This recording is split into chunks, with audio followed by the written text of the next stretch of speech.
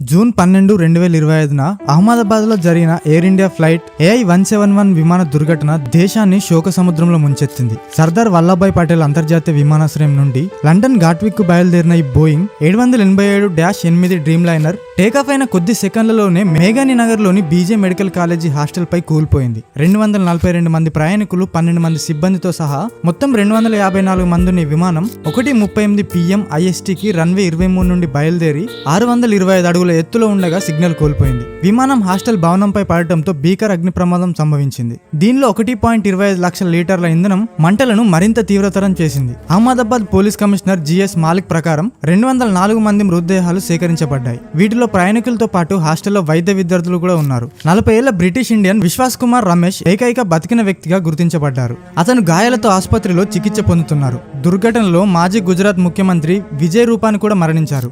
దుర్ఘటన కారణం ఇంకా స్పష్టంగా తెలియరాలేదు. అయితే విమానం లిఫ్ట్ కోల్పోవడం, పైలట్ ఎర్రర్ లేదా టెక్నికల్ లోపం కారణంగా ఉండవచ్చని నిపుణులు అంచనా వేస్తున్నారు. భారత్, UK, US నుండి విచారణ బృందాలు ఈ ఘటనను పరిశీలిస్తున్నాయి. ప్రధాని నరేంద్ర మోడీ ఈ ఘటనను హృదయ విదారకమని పేర్కొన్నారు.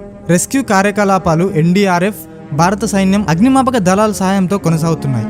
ఈ ఆత్మలకు శాంతి కలగాలని ప్రార్థిద్దాం.